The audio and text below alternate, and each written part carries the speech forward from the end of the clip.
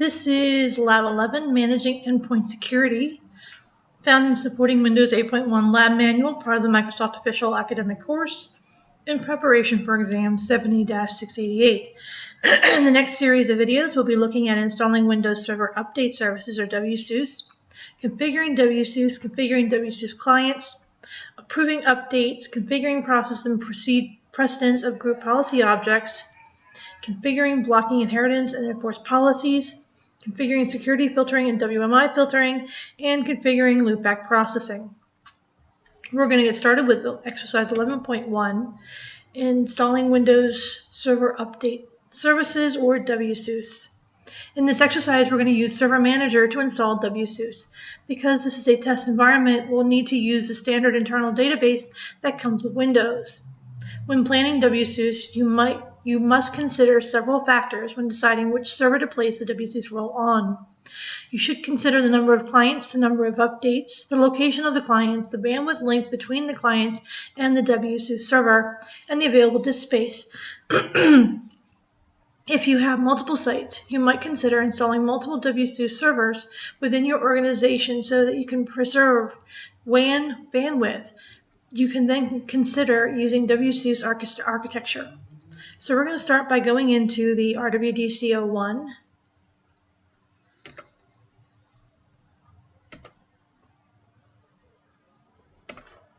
And I'm going to go ahead and log in as Contoso administrator.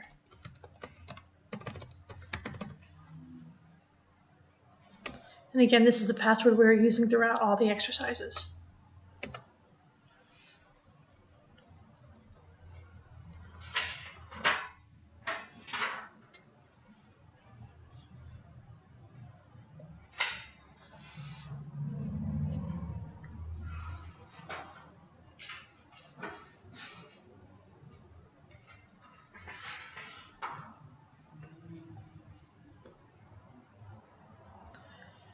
And we're going to minimize our Server Manager for now and go into our File Explorer. And then double click our local disk. And then right click anywhere in the blank area, New, Folder, and we're going to call this Updates. Enter. To deploy the WSUS network services, we must first provide full control to the Windows Microsoft.NET framework temporary ASP.NET files. So we're going to navigate to that next. So here is our Windows directory. We're going to go to Microsoft.NET.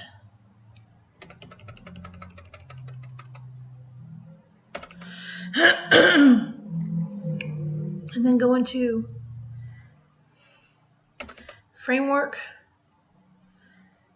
Now the lab manual says 2.05, but you can see we don't have a temporary ASP.NET files in here.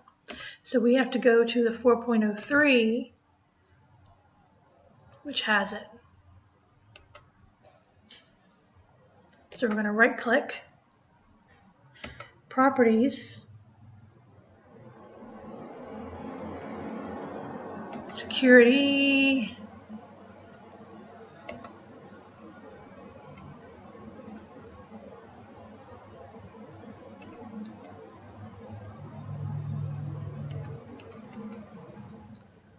undo System,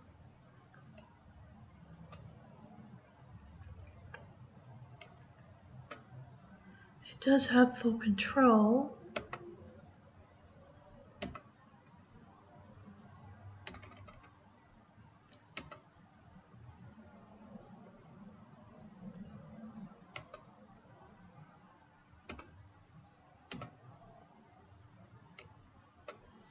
I'll go ahead and do OK.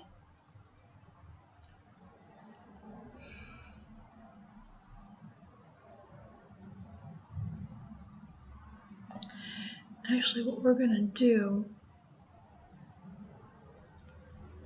is go back into Edit, Add,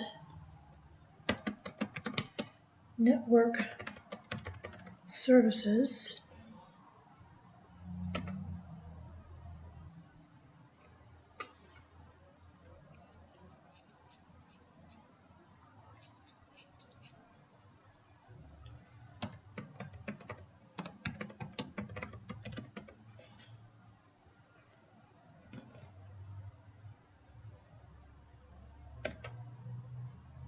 network service, and we're going to go ahead and click on OK. And then we're going to click on network service and allow full control, and then OK, and then yes, and then OK. And then the other folder we have to go into is the Windows temp folder. So we're going to go back to Windows.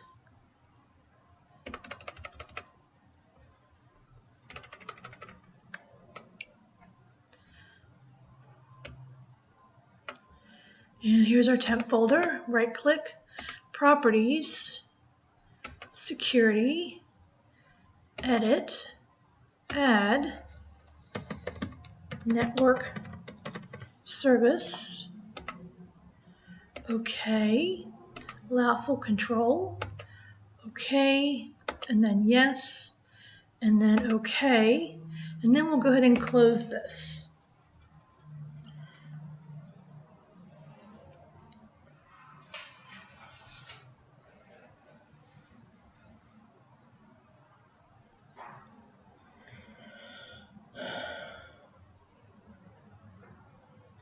Now there was a screenshot that I had missed, and I apologize for that. Let me go back in here.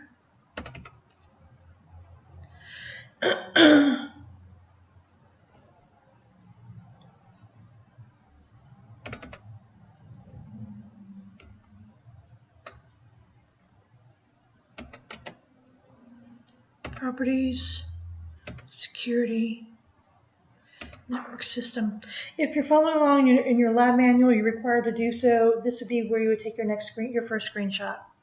And then we're going to go ahead and do OK. And now we're going to go to our server manager.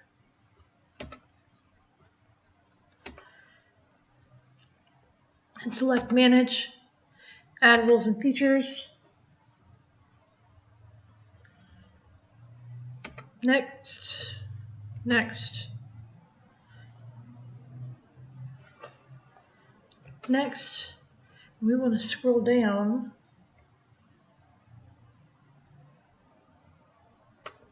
and select Windows Server Update Services, and then Add Features, and then we're going to next, next, next.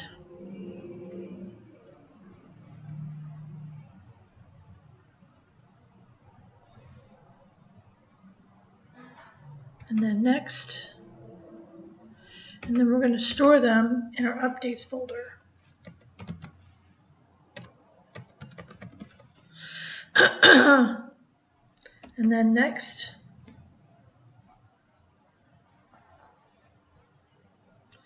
and then install. I'm going to pause the video while I wait for this installation to complete. Okay, so now that it's finished installing, we're going to go ahead and do, if you're following along in your lab manual, you're required to do so. This would be where you do your next print screen. We're then going to go ahead and close out of this. And this is the end of this exercise and the end of this video. We're going to leave any windows open for the next exercise, which is 11.2, configuring the WSUS.